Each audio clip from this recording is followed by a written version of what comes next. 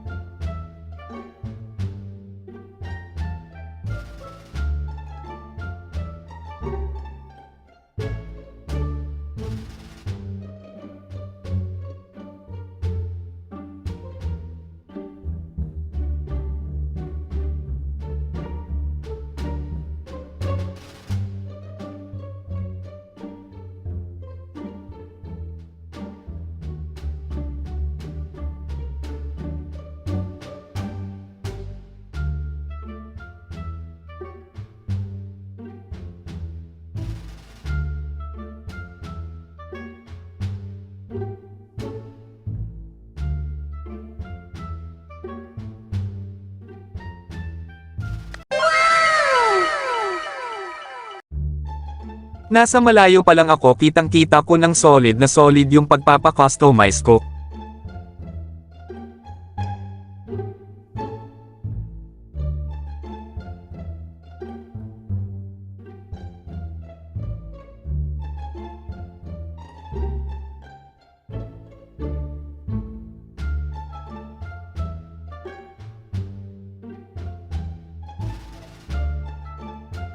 Boss, tapos na ba to? Mukhang maganda yung nilagay mong bumper sa unahan. Pwede na ba itong gamitin? Pwede na yan, sir. All goods na.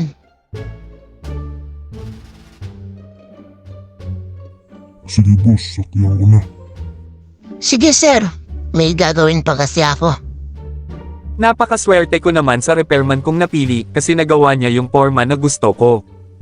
Wala nang paligoy-ligoy pa kaya tara punta na tayo sa mansion.